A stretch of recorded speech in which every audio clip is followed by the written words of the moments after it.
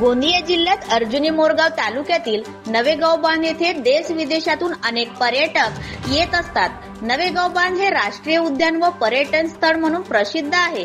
तरी नवेगाव बांध येथील हिल टॉप गार्डन हे सुप्रसिद्ध पर्यटन स्थळ आहे। तसेच बोटिंग, मिरर हाऊस हे पर्यटकाचे केंद्रस्थान बनले आहे। या ठिकाणी अनेक राज्यातून पर्यटक येत असतात आणि याच माध्यमातून भ्रष्टाचार समोर आलेला आहे। नवेगाव बांध येथील संयुक्त वन व्यवस्थापन समितीचे अध्यक्ष हे नवेगाव बांध येथील ग्रामपंचायतीचे सरपंच असल्यामुळे आपल्या पदाचा गैरवापर करून व महिला असल्याचा धाक दाखवून शासनाकडून मिळालेली निधी तसेच खाजगी बँक खात्यात जमा झालेली रक्कम समितीच्या बैठकीत इतर सदस्य व सचिव यांच्यासह विचार विनिमय न करता स्वतः अंधाधुंद कारभार करीत असल्याचा आरोप संयुक्त वन व्यवस्थापन समितीचे सदस्य करीत आहेत। 30 ते 40 लाख रुपयापर्यंत हेराफेरी केल्याची माहिती दिली। सदर प्रकरणाची आवक जावक संबंधित माहिती मागविण्यात आल्यानंतर कळले, तरी सदर प्रकरणाची चौकशी करून संबंधितांवर कारवाई करण्याची मागणी करण्यात येत आहे।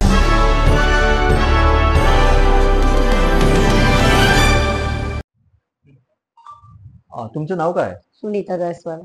संयुक्त वन व्यवस्थापन समितीमध्ये तुमच्याकडे कोणतं पद आहे? मी सदस्य आहे।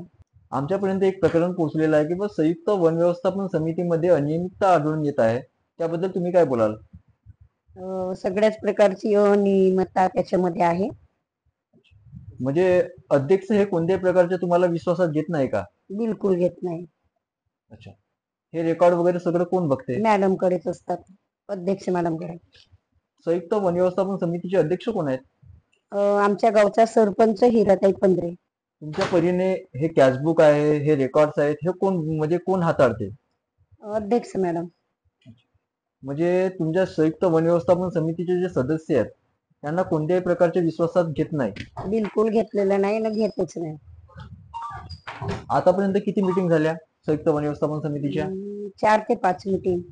अच्छा, त्यामध्ये काही हिशोब वगैरे सादर केला की त्यांनी? कधीच केला नाही। तुमच्या परीने आतापर्यंत कोणत्याही प्रकारचा खर्च त्यांनी समोर ठेवलेला नाही आणि ग्रामसभेत मध्ये सुद्धा नाही? नाही। तुमचे नाव काय? माझे नाव जगदीश जमसिंग पवार। संयुक्त वन व्यवस्थापन समितीमध्ये तुमचं पद कोणतं आहे? संयुक्त व्यवस्थापन समितीमध्ये मी सदस्य म्हणून माझी नियुक्ती झालेली आहे।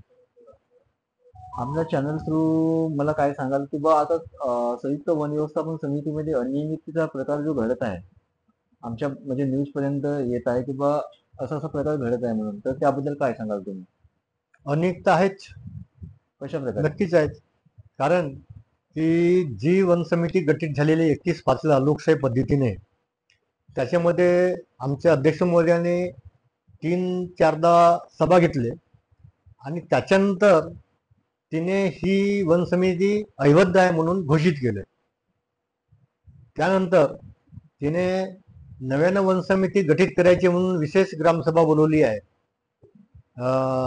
10/3 त्याच्यामध्ये महाराष्ट्र शासन म्हणजे शासकीय परिपत्रक अध्यक्षाला दिलं आहे 7/3/2025 की याच्या 31/5/24 जी वन समिती गठीत झाली ती वैध आहे आणि आपण जी आता त्या समिती अवैध आहे म्हणत ही चुकीची आहे। याच्यावरती आपण वन समिती नव्याने गठीत करता येणार नाही, हा अशा प्रकारचा पत्र सुद्धा अध्यक्षाला दिलेला आहे।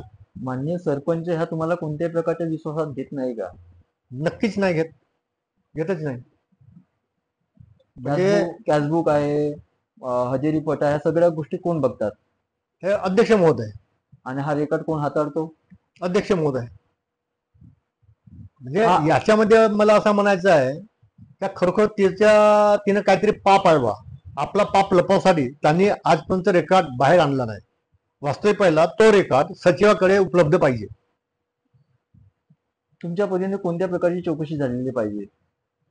माझ्या मताने जेव्हा सुरुवात झाली आपली वन समितीला तेव्हापासून तिच्या सहनिशा करून रेकॉर्ड चौकशी म्हणजे ऑडिट करायला पाहिजे।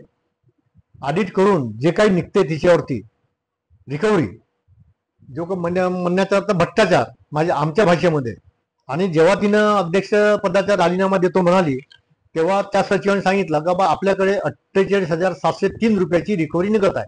जोपर्यंत आपण 48,703 रुपये भरत नाही तोपर्यंत आपला राजीनामा स्वीकृत होणार नाही. म्हणजे तुमच्या मताने आपला भ्रष्टाचार लपवण्यासाठी नवीन समिती गठीत करण्यात आली आहे.